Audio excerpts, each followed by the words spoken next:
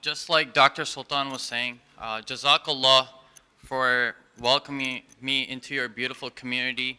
I think one thing that I can say for sure is that, I was born and raised in Chicago. We don't have a shortage of Muslim people there. Alhamdulillah, we have a lot of communities, but there really is something magical about the community here in Memphis, mashallah. The unity that I have seen, the cohesiveness, in the numerous. Is it like this?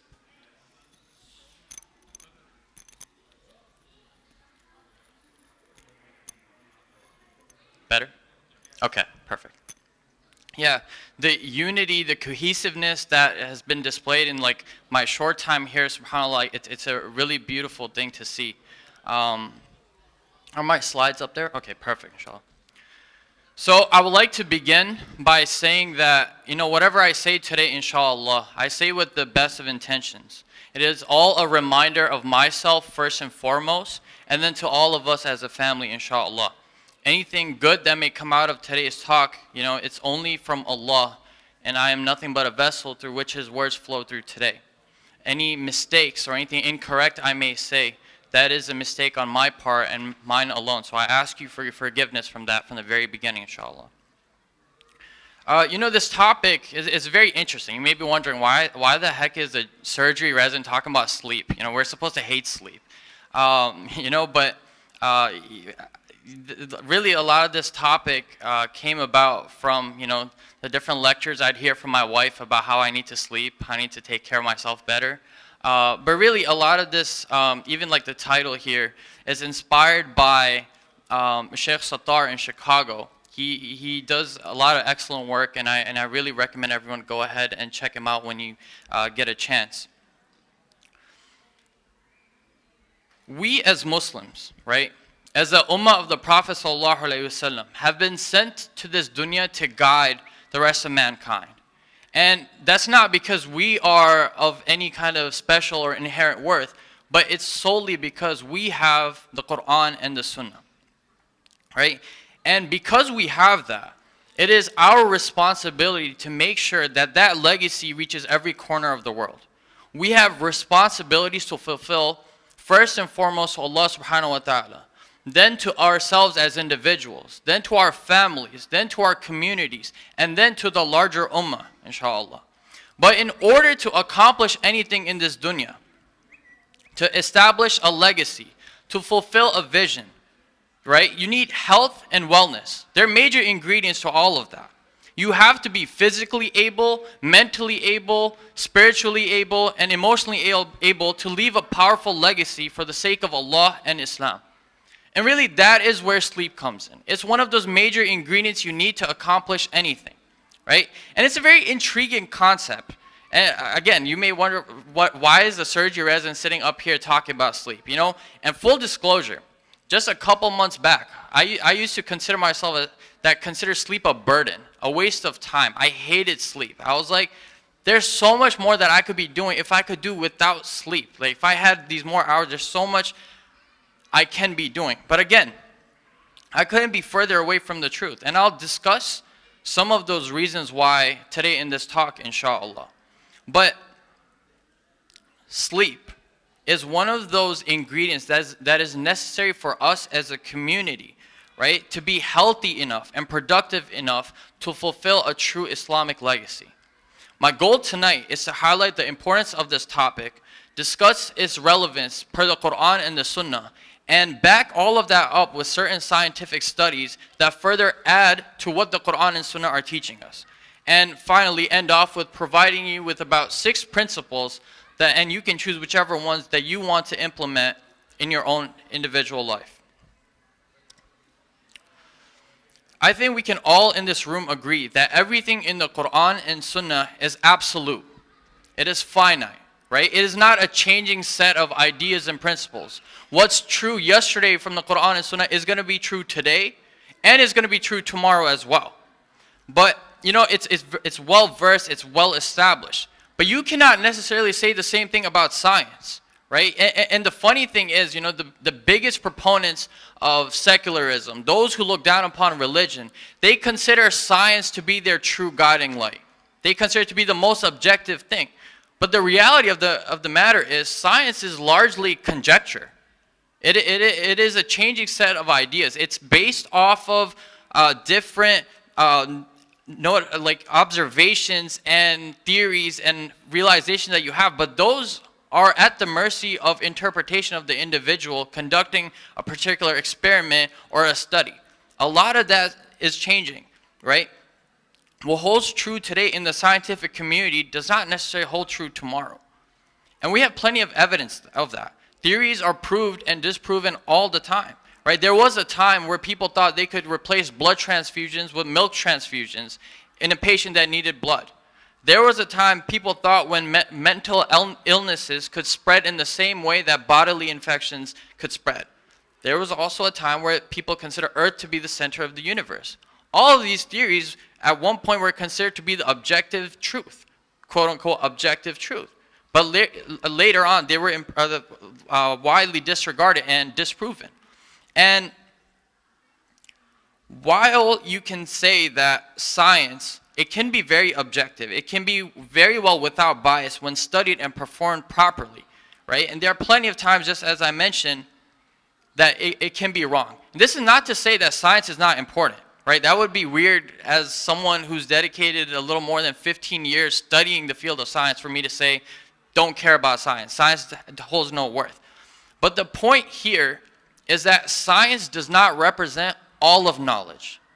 It's just one aspect of it. It's one part of the spectrum. As Muslims, our fundamental sources of knowledge come from the Quran and Sunnah. And the science just comes and complements that. It supplements that. And that is the same concept behind sleep, right? That is like sleep. The way I have structured today's presentation is we're gonna examine what some of the references to sleep in the Quran and the Sunnah, and then allow the science to kind of fit into that. And you'll see it's a beautiful interplay and a connection that they have. All organisms require sleep, some sort of sleep. Me, you, your plants, your animals. Even the millions and millions of cells that make up who you are as a person, that are working right now, all of those cells require sleep. I've included a diagram of the life cycle of a cell here, right? And you don't have to pay attention to all the little details in there. But there's one particular thing I would like to bring your attention to, and that is the G0 phase. Right? Here you see a diagram of a cell going from 1 to 2 cells. It's replicating all of the DNA that it has, RNA that it has, the organelles, everything's copying. It's a very beautiful and intricate process. But you see over here in the G0 phase, that's the phase where even a cell has to rest. Every single cell in your body has to rest, just like you and I have to rest. And this is extremely important. Why? Because this one characteristic is the fundamental difference between me, you, and Allah. That is the fundamental difference between the creation and the creator. One of our inherent qualities is that we are limited in our abilities, capabilities, and that is why sleep just goes in line with that. But Allah, in His infinite ability, in His infinite wisdom, and infinite knowledge, He needs none of that. He needs no sleep. And how do we know that, right? You go to Surah Baqarah, right? Ayah 255. Allahu la ilaha illa huwa al-hayyul qayyum. La ta'khudhuhu sinatun wa la nawm. Here Allah is telling you, there is no God worthy of worship except Him, the ever-living, all-sustaining. Neither drowsiness nor sleep overtakes Him, right? And it just goes to show, like, sleep really needs to be considered a blessing. Right? Generally, we live in a society where sleep isn't given the proper importance. You'll talk about it sometimes in random lectures about health and wellness, but largely, it is regarded as a waste of time, right? You hear sayings in our society such as, sleep is for the weak, right? Forget it, I'll sleep when I die. These are slogans, right? It's viewed as a disposable element of our lifestyle. Right? Something that can be given up for the sake of other things, right? Work or leisurely activities. I mean, I can say from my personal experience, right? As a surgery resident, I work amongst people that take pride in the fact that they choose not to sleep. That is considered a medal of honor. Like, the less you sleep, the more you're able to give up sleep, the stronger you are. And that choosing otherwise, right? Choosing sleep, admitting that you need rest, that you have limitations to your abilities is viewed as a sign of the weak person. But that's not how it's supposed to be. It's a blessing. It's a sign of humility, as we mentioned before. It is a very necessary part of our humanity, right? And the reason we discuss this, right, rather as looking at it as a very unproductive thing, you want to look at it as a very productive part of our life, as long as it's used appropriately. And again, how do we know this, right? There's all evidence behind this. You look at ayah 23 from Surah Rum. وَمِنْ آيَاتِهِ مَنَامُكُمْ بِاللَّيْلِ وَالنَّهَارِ وَابْتِغَاؤُكُمْ مِنْ فَضْلِهِ إِنَّ فِي ذَلِكَ لَآيَاتٍ لِقَوْمٍ يَسْمَعُونَ. Right? Allah is calling, amongst all the things that Allah could have said are His signs, He's calling sleep one of His signs. Just because of that one statement, you have to consider it as something that needs to be thought on, like pondered upon, reflected upon, realized. And after all that, you have to appreciate that just like all the rest of creation of Allah, this is also just as much of a beautiful aspect of life. We've already mentioned about how that we as a creation have limits in our abilities and capabilities, right? And that we need sleep. Allah needs no sleep. But then, when we delve into the benefits of sleep, right, it makes us appreciate the beauty and the level of detail and attention with which Allah has created us and created this entire world. In this ayah, you see that sleep by night and day. The wording is chosen very carefully. It's not. It could have easily just been referring to sleep as a general concept, but no, by night and day. And that tells us there are two moments in our 24-hour cycle where sleep can be very beneficial. But we'll come back to this a bit later, inshallah, in the talk. But I want to draw your attention to the part that says, and you're seeking of His bounty, right? And bounty here refers to both dini bounty and dunya bounty, right? Like all your grind, all the hustle, everything you're engaging in, all of this is dependent on sleep. Why? Sleep and productivity, right? Productivity and the energy that you need for ibadah, to pursue a halal living, to pursue a vision, to pursue a legacy. All of that is interdependent on sleep. It is one of the most balanced relationships you could think about. You need sleep to have the energy to pursue the bounty, and then once you pursue bounty, you naturally feel fatigued, then you need sleep. It cycles over and over again. And again, this doesn't have to be just for pursuits of or the akhirah. There's multiple ways of worshiping and establishing your identity as a Muslim. Sleep, the way Allah has created it, is a necessary break. And once again, these principles, I can't make this up. These are straight from the Quran, right? You look at Surah Naba, verse number 9. وَجَعَلْنَا نَوْمَكُمْ سُبَاتًا. Allah is telling us, and it made your sleep for rest. Right? A very necessary rest. And there's two aspects, right? If you think about it spiritually, we live in a society, we know there's so many things that are grabbing our attention. They're trying to compete for our attention. Our work, our family, there's like the struggles and hardships that you face. Everything is trying to grab your attention. If you didn't have a necessary break, there's no way most of us wouldn't get caught up in that mess and forget that there's a world after this. Sleep serves as that one reminder. But beyond that, I want to bring your attention to what's really happening inside the brain when we sleep. I've included this diagram. It looks very scary at first. I remember as a med student, I hated this. I was like, I don't want to learn this. But it's actually, in this topic, it helps us really appreciate the beauty of sleep. And I'll do a general overview of this, right? There's two phases in your sleep cycle, the non-REM and your REM sleep, right? When you go to sleep, first you enter the non-REM sleep cycle, and there's 3 of those, and then you cycle into your REM sleep. And there are several different processes that are occurring during these sleep cycles, but I'd like to draw your attention towards 2 of them in particular. First of all, our brain is a powerhouse. Every single second of the day, there's activity going on in your brain. right? It's like a factory. It's constantly churning and everyone's turning, and there's so much being produced, so much being processed. And naturally, just like in a factory, when you're producing all these goods, you're going to have leftover. You're going to have waste material. That's exactly what happens with the brain. It has all these metabolic waste products that are collecting throughout the entire day, whether you're actively using your brain or not.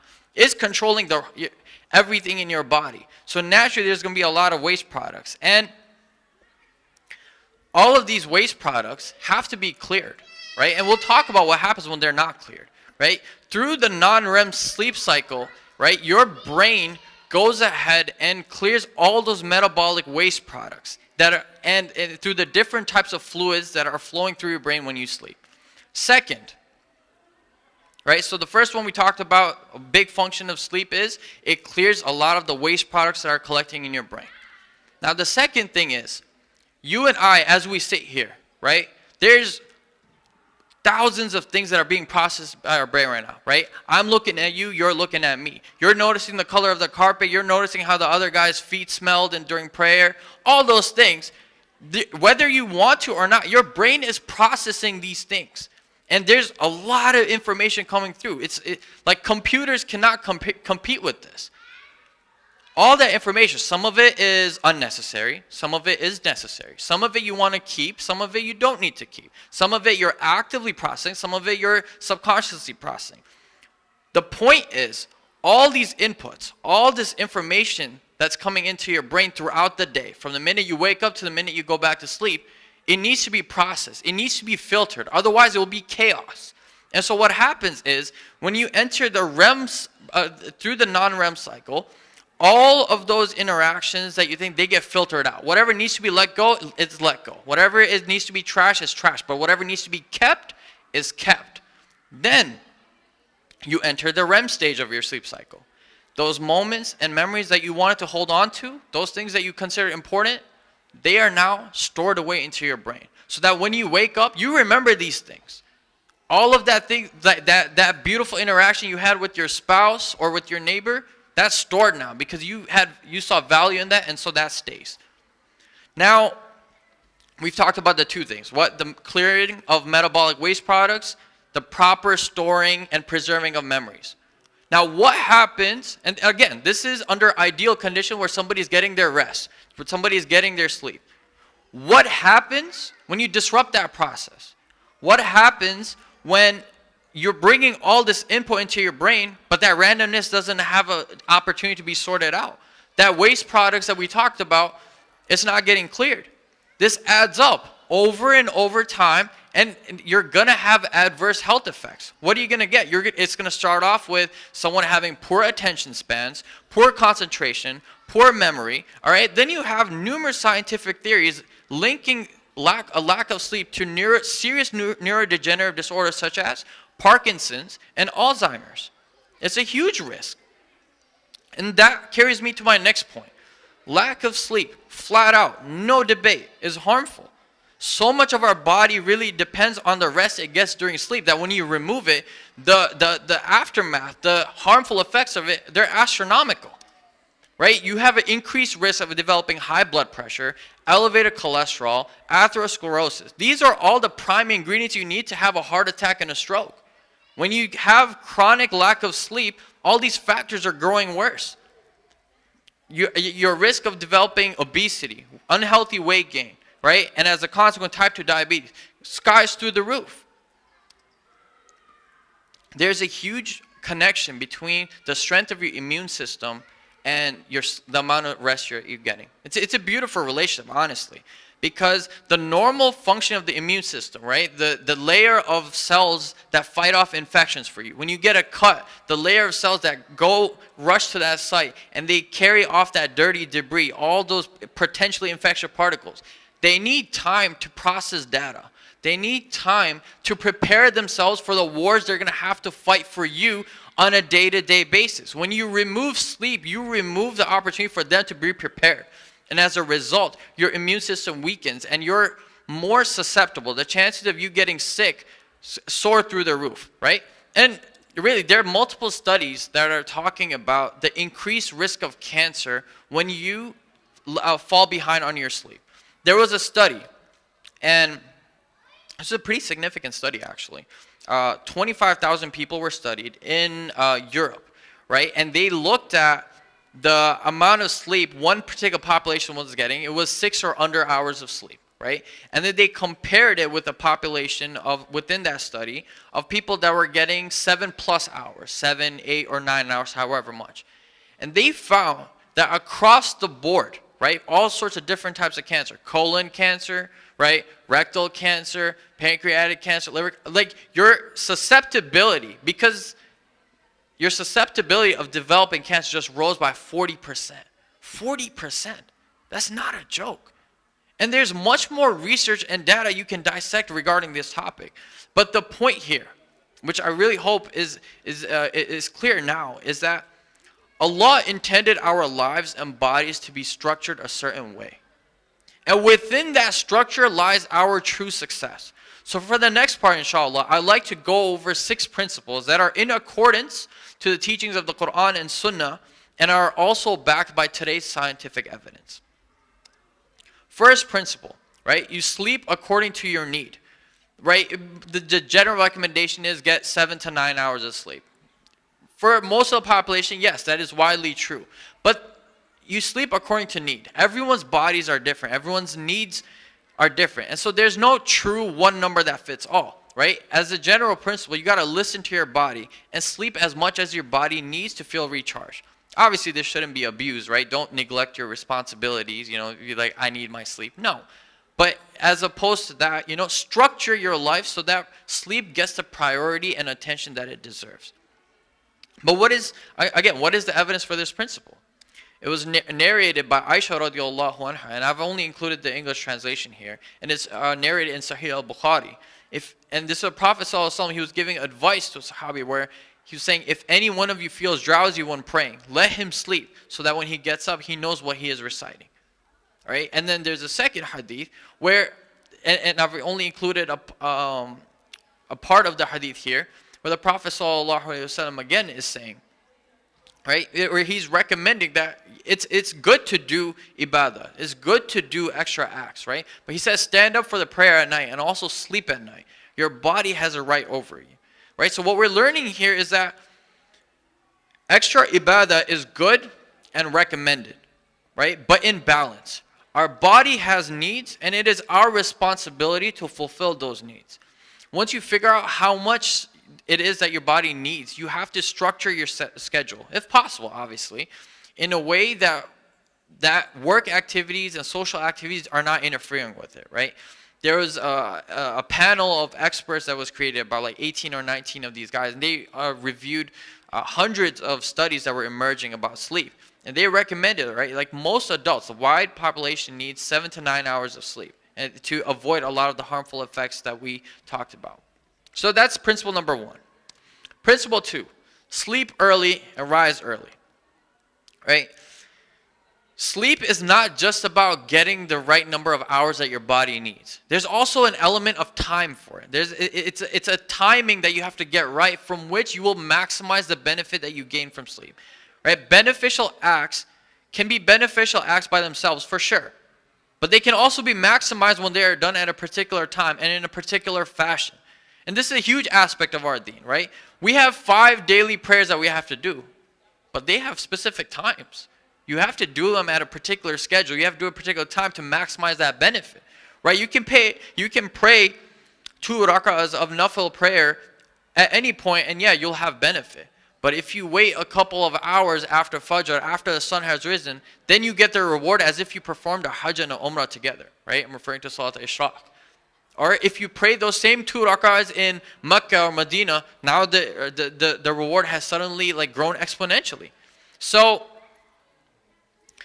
Islam teaches us not only how to do beneficial acts, but also the most beneficial time and place to perform those acts. And that is how you define barakah, right? Where you can take the same thing, but you can add like an onion, honestly, multiple layers of reward to it. Sleep, and similarly, just like the examples that we discussed, sleep has its appropriate time and place and can be done in a way that brings about barakah to us. And I think we can all agree we want to sleep in a way where you're maximizing the physical and the spiritual benefits. And the Prophet ﷺ, right, he used to generally after Isha Salah, everything would be coming to a close. New endeavors, new projects wouldn't be started at night. Everything would be coming to a close, right? After Isha, he would head home, engage with his family, and it was a time to wind down, to bring things to a close. And similarly, there's a lot of benefit in structuring our days so that they end early, but also they start early, right? You're staying up after Fajr and engaging in productive habits and activities.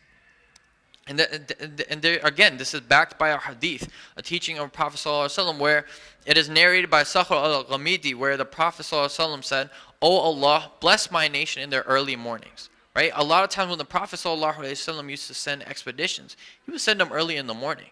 Right? Some of the people that converted to Islam, once they understood the value of this, they began to conduct a lot of their business and trade early in the morning. And that's how they grew very far ahead from the rest of society. The best time to tackle the most important task that you have is first thing in the morning. Right? Because that is where the barakah is. That is where time is not time. It's a lot more than that. It's not something that can be physically quantifiable, right? It's best time to study, right? I have a little sister who's doing hifz, and oftentimes, and she's like 10. She just turned 11, and she gets up like 4 or 5 in the morning, and that's when she's memorizing. And it's not like anybody told her that's the best time. She just automatically realized that.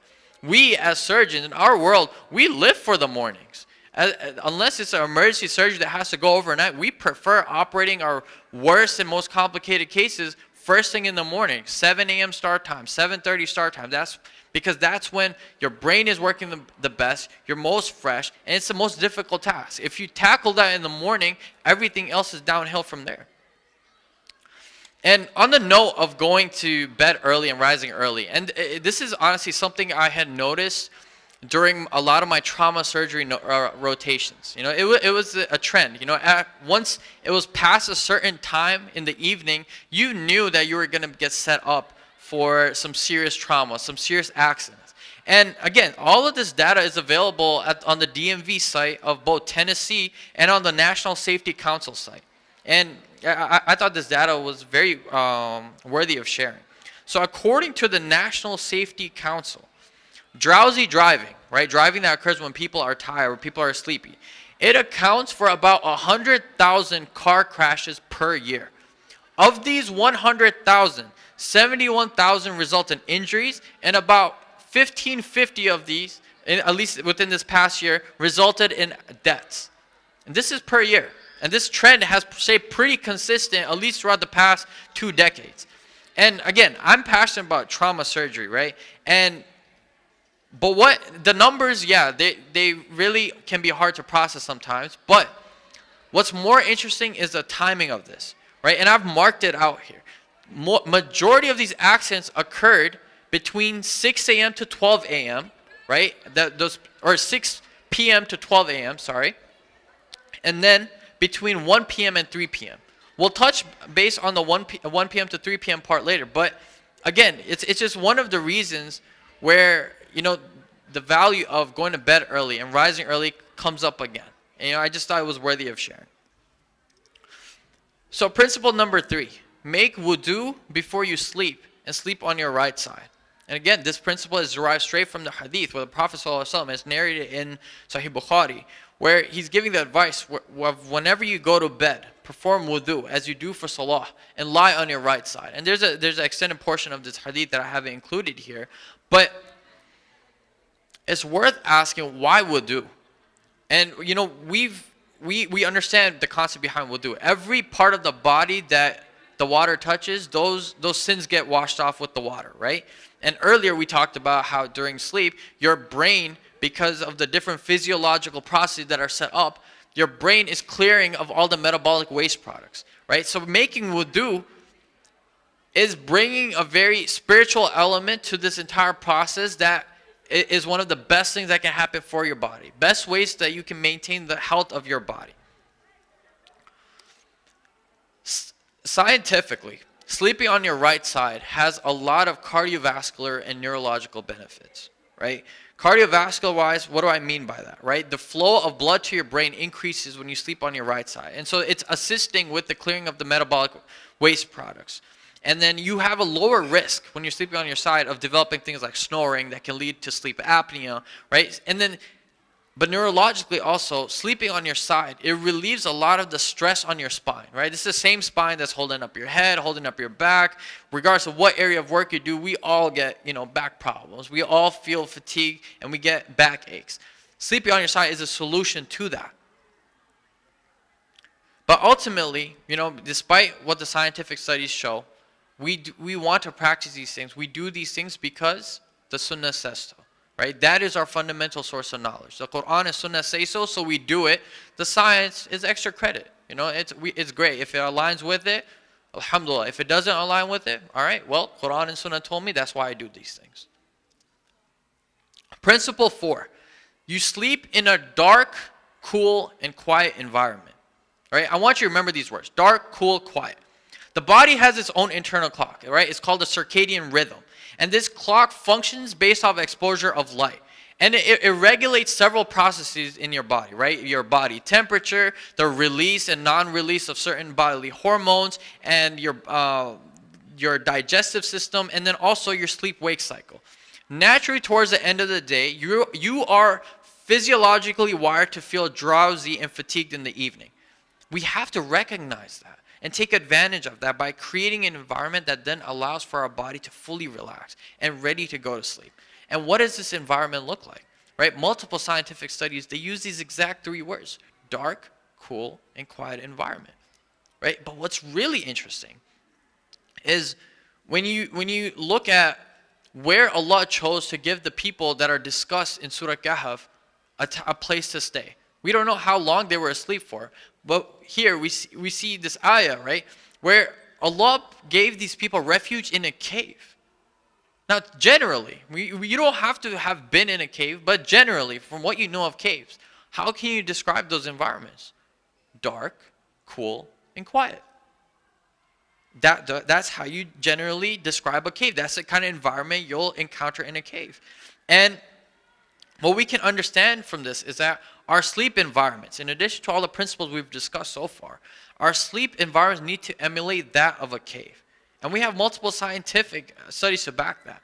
And in order to maintain these cool, dark, and quiet environments, especially this is something that affects us, the presence of technology and electronics. And again, I am guilty of this too. I use my phone as an alarm clock. So I consider it a need for it to be there. But really, it's not necessarily a need. You can get an alarm clock. It's like $5, $10 on Amazon, right? But one aspect is the blue light that is emitted from these devices. That interferes with the internal clock that you have. That circadian rhythm gets disrupted from the blue light. So when your body is telling you need to sleep, but then you expose it to this light coming from your device, your body is confused. They're like, okay, I guess it's time to wake up. And so that clock gets disrupted.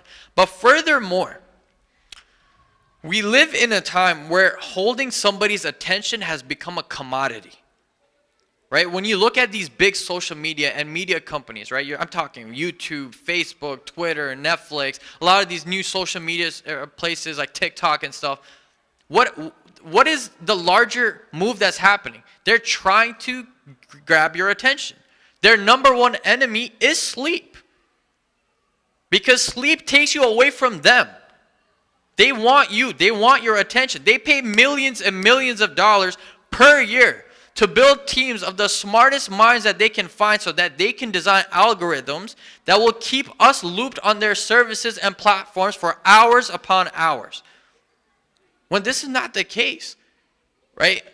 Allah is telling us, right? And it's based off the Sunnah and the etiquette that the Prophet ﷺ used to have. The best way to drift off to sleep is to make dua and remember Allah. Our next principle, we're almost there, I promise. Principle 5, take afternoon naps when possible.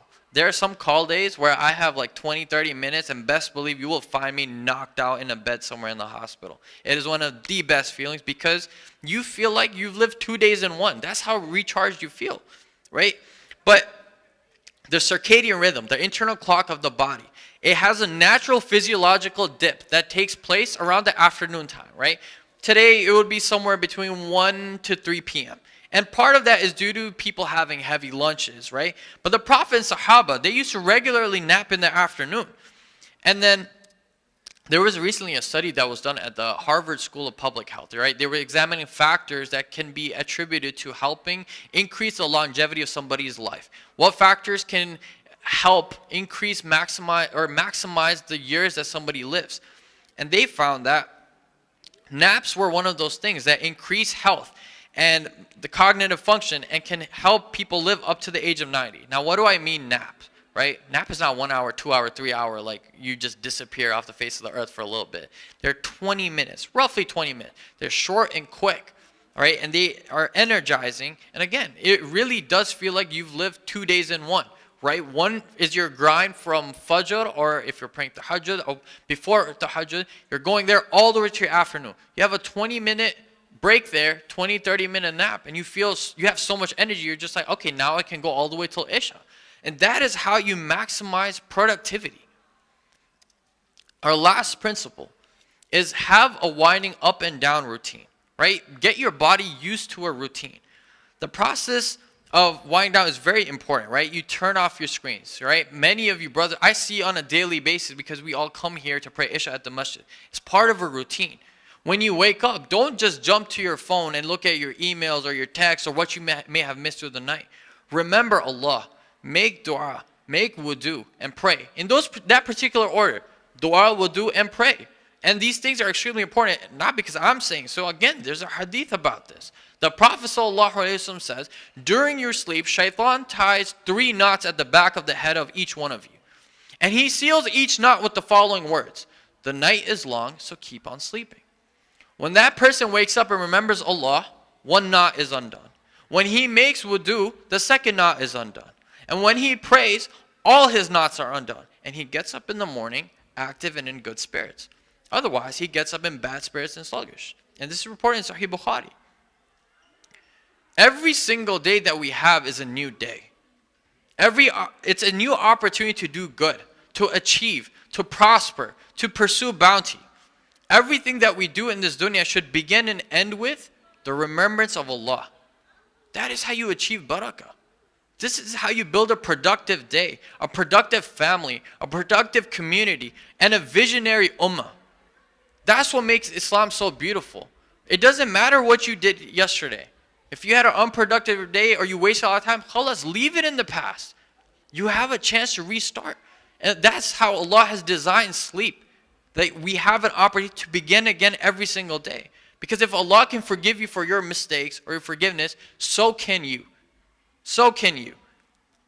And there's, before I started residency, one of my chairmen, he gave me this military book. It was called Make Your Bed, right? And they applaud this as if it's like a newfound discovery. In the army, one of the main things that they instill within you during training camp is as soon as you get up, regardless of what day it is, what time it is, you make your bed, right? And the principle behind that is that if you start your day off with a win, a conscious, intended, planned win, it translates into the rest of your day. You start the rest of your day with a positive note, right? And these guys, they write all these books on how to be productive. And I mean, it's granted, it's proper knowledge, it's proper wisdom. I'm not denying that. But Allah engineered us, and He knew we needed that. And that is why we're being taught this thing. Make dua, right? Make wudu. Make prayer as soon as you wake up. And because He knows our psychology, He knows what kind of start that we need. This way, you're having a spiritual and a mental success the minute that you wake up. And that sets the tone for the rest of the day. It will lift your spirits in a way that nothing else can. Because you started your day off with the remembrance of Allah. Sleep is a way that you show Allah that you are dependent on Him. Alhamdulillah, our health and wellness is already given to us by Allah, generally speaking. Allah created us in the best of forms when you compare it to the rest of creation. Our responsibility, we're not supposed to go out and find it. We're just supposed to maintain it. That's it. That is our responsibility, to honor it. And we have to treat it with respect, because at the end of the day, Your body does not belong to you, it's an amana. So naturally, the food you put into it, the way you sleep, the way you clean yourself, and the exercise and the fitness that you subject your body to, that's all part of body upkeep. That's all part of protecting the investment that you were given. This is not yours. Today we talked about sleep and its importance per the principles of the Quran, the Sunnah, and the science. We talked about it as part of a larger discussion about the importance of health and wellness in our community. But the job does not finish there. Health and wellness are not the final destination. They're a means to an end. And what is that end? We as an ummah do not have the luxury of being mediocre. The responsibility that rests upon our shoulders as Muslims is far too great for us to not have large aspirations and visions for this world and the akhirah. You study the stories of the Quran. You study the stories of the prophets that came before us. You study the seerah. Time and time again, we come across examples and stories of people and societies that has changed the course of history based off of the knowledge that Allah had equipped them with. That is the legacy that we descend from.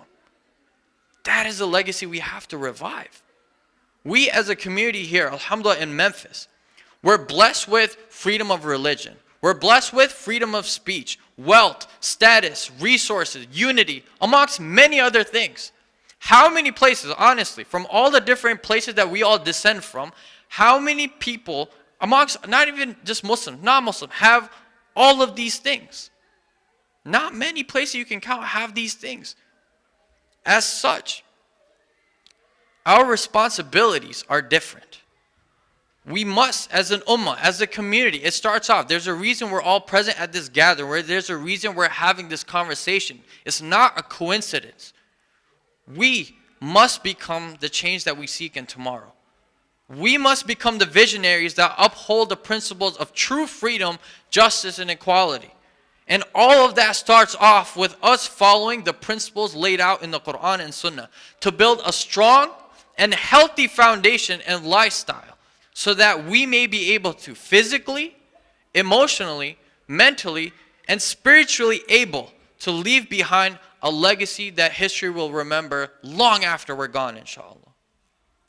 I pray that Allah makes us a people of wisdom. Pray that Allah makes us a people of great visions, of people with strong knowledge and excellent character, inshallah. ربنا آتنا في الدنيا حسنة وفي الآخرة حسنة وقنا عذاب النار ربي زدني علما ربي زدني علما ربي زدني علما ودينا وحكما وصلى الله على سيدنا محمد وعلى آله وصحبه وسلم سبحان ربك رب العزة عما يصفون وسلام المرسلين والحمد لله رب العالمين.